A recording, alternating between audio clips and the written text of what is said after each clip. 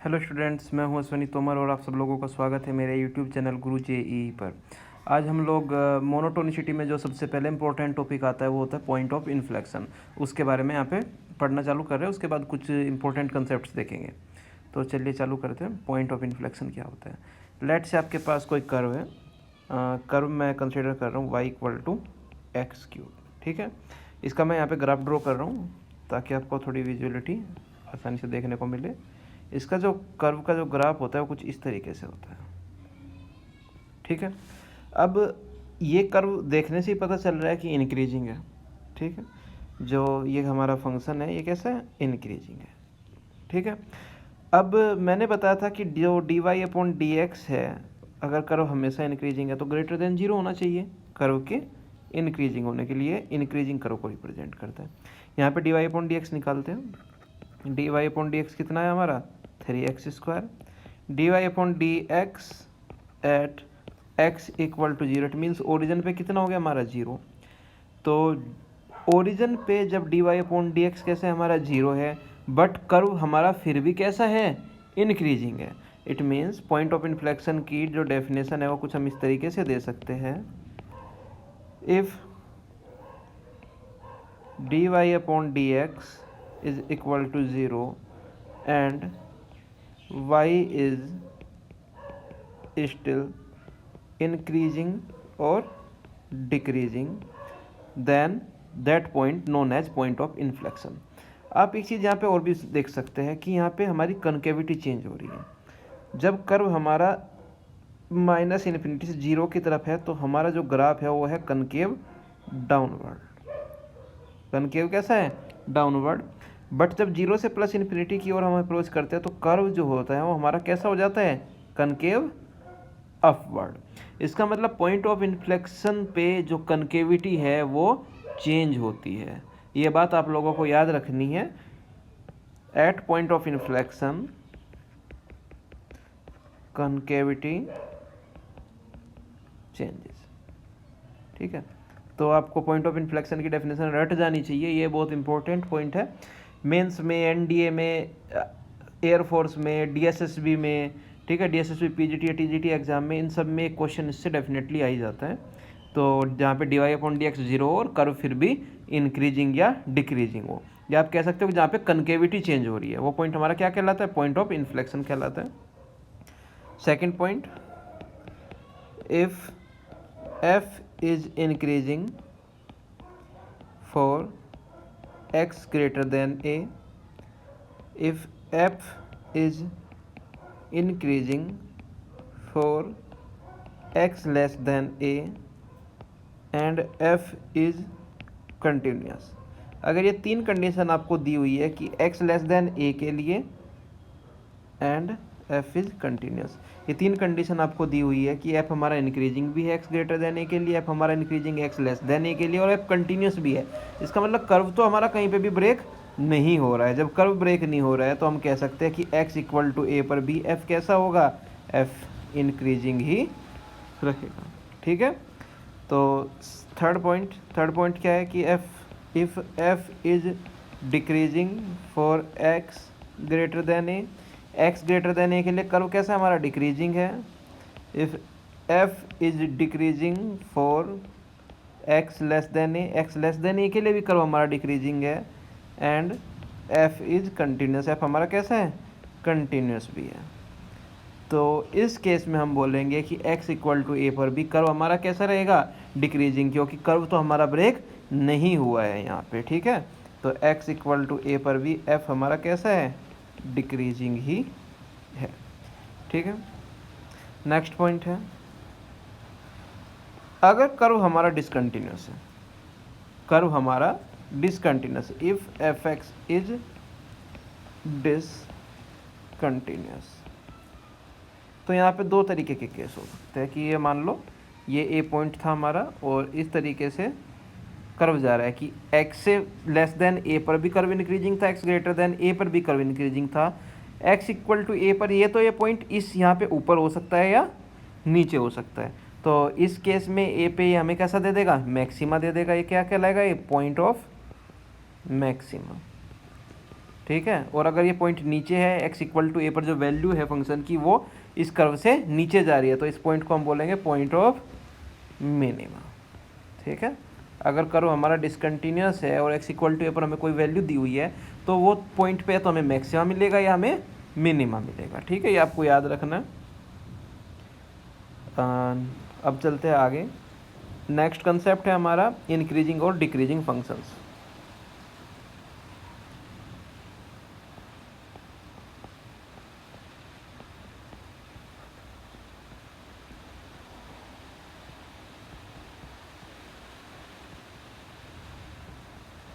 इसमें सबसे पहले जो आ रहा है वो ये है कि जो एफ एक्स हमारा वो मोनोटोनिकली इंक्रीजिंग हो सकता है। F is monotonically increasing in an interval a, b if f dash of x greater than equal to 0। यहाँ पे जो इक्वल टू का साइन है वो पूरे इंटरवल के लिए नहीं है। There can be some points where f dash x equal to 0। पूरा इंटरवल में ऐसा नहीं होगा कि पूरे इंटरवल में आपको इक्वलिटी की कंडीशन होल्ड मिलेगी। कुछ पॉइंट्स ऐसे हो सकते हैं, कुछ डिस्क्रीट वैल्यू जैसी हो सकती है उस इंटरवल में जहाँ पे जो फंक्शन है वो क्या हो जाए हमारा, उसका डिफ्रेंसिएशन 0 के इक्वल हो जाए। तो इक्वलिटी में hold only for discrete values of x. इस केस में भी हम क्या बोलेंगे कि फंक्शन कैसा है हमारा, मोनोटोनिकली इंक्रीजिंग ही है। जैसे y x equal to x cube, 0 पे पॉइंट पे क्या था हमारा, 0 पॉइंट पे फंक्शन हमारा उसका जो डिफ्रेंसिएशन था वो 0 हो गया था, पर कर्व हमारा इंक्रीजिंग जा रहा था। ठीक है। F is monotonically decreasing in open interval a, b if f dash x less than equal to 0। यहाँ पे भी इक्वलिटी की कंडीशन केवल डिस्क्रीट वैल्यूज के लिए होगी। There can be some points where f dash x equal to 0 but not the whole interval. पूरे interval में कंडीशन कभी होल्ड नहीं होगी, कुछ डिस्क्रीट वैल्यू जैसी एक्स की हो सकती है जहाँ पे एफ डैश एक्स कैसा हो हमारा 0। अब नेक्स्ट एक दो एग्जांपल कर लेते हैं। क्वेश्चन है, फर्स्ट क्वेश्चन है हमारा, f x equal to x cube is an increasing function. ये हमें शो करना है। ठीक है, एक तो आप ग्राफ बना के देख ही सकते हो, बट दूसरा हम तो इस तरीके से चलते हैं कि इसका डिफ्रेंसिएशन से चेक करते हैं। एफ डैश एक्स निकाला कितना आया, 3x²। We know that 3x² is always greater than equal to 0।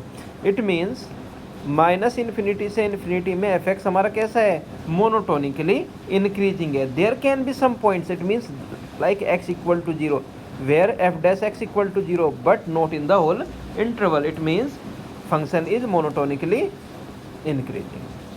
ठीक है, नेक्स्ट क्वेश्चन पे चलते हैं। नेक्स्ट क्वेश्चन है हमारा, f x equal to x minus sine x is an increasing function. ठीक है, तो सबसे पहले एफ डैश एक्स ही निकाल लेते हैं। एफ डैश एक्स क्या है हमारा, 1 माइनस कोस एक्स। अब ये बात तो क्लियर है कि एफ डैश एक्स हमेशा ग्रेटर देन इक्वल टू 0 होगा, क्योंकि कोस एक्स की मैक्सिमम वैल्यू क्या होती है, 1 होती है। इट मीन्स कि कुछ वैल्यूज ऐसी हो सकती है एक्स की जिनके लिए एफ डैश एक्स कैसा हो, 0। जैसे x equal to 0, x equal to plus minus 2π, x equal to plus minus 4π। There are some discrete values of x for which f dash x equal to 0 but not in the whole interval. इसका मतलब कि function ये हमेशा कैसा है हमारा, increasing है, monotonically increasing है। इसका ग्राफ आपको याद रखने की थोड़ी सी ज़रूरत पड़ती है, वो इस तरीके से है कि y equal to x line draw कर दो और इसके कॉरस्पॉन्डिंग कुछ इस तरीके से करो को आप ड्रॉ करते हो। चलो ठीक है, ये हमारा y equal to x minus sine x का ग्राफ हो गया। आप यहाँ पे देख भी सकते हैं कि जब हमारा 0 से पाई के बीच में, 0 से पाई के बीच में जो साइन एक्स है वो हमेशा कैसा है हमारा, एक्स से छोटा है। इसका मतलब जो लाइन एक्स है वो इससे ऊपर रहेगी। ठीक है, ये आप खुद से आप ट्राई कीजिएगा इसको देखने का। दिक्कत आती है तो कमेंट बॉक्स में कमेंट करके पूछ लीजिएगा। नेक्स्ट टॉपिक है हमारा नॉन डिक्रीजिंग फंक्शन।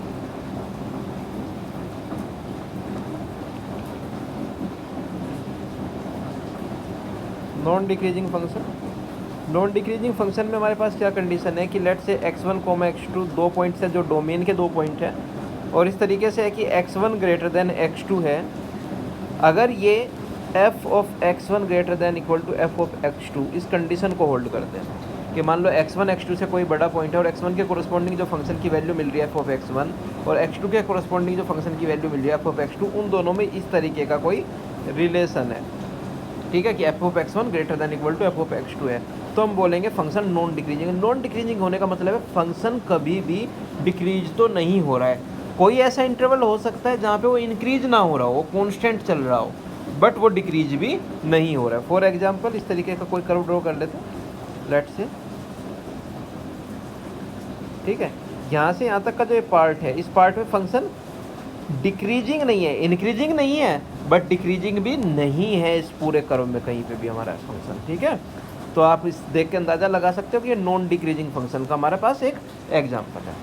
उसके बाद नेक्स्ट टॉपिक है हमारा नॉन इंक्रीजिंग फंक्शन।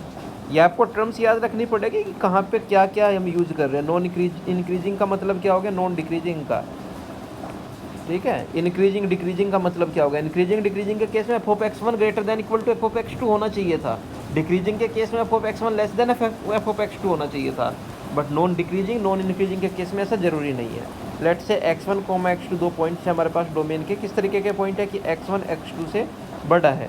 अगर इसके बाद f(x1) less than equal to f(x2) है, इसका मतलब कहीं पे भी फंक्शन हमारा इंक्रीज तो नहीं हो रहा है। फंक्शन कांस्टेंट हो सकता है इस किसी इंटरवल में, पर इंक्रीज बिल्कुल भी नहीं हो रहा है। जैसे आप वैल्यू बढ़ाते जाओगे x की, फंक्शन या तो कांस्टेंट रहेगा या डिक्रीज रहेगा, नेवर इंक्रीज। तो इस तरीके का ग्राफ इसको ये ग्राफ जो है हमारा, इस ग्राफ से हम नॉन इंक्रीजिंग फंक्शन को दिखा सकते हैं, ठीक है। अब इसके बाद चलते हैं आगे।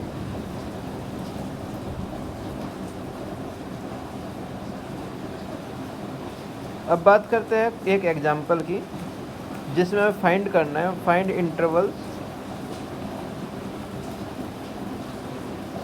Of monotonicity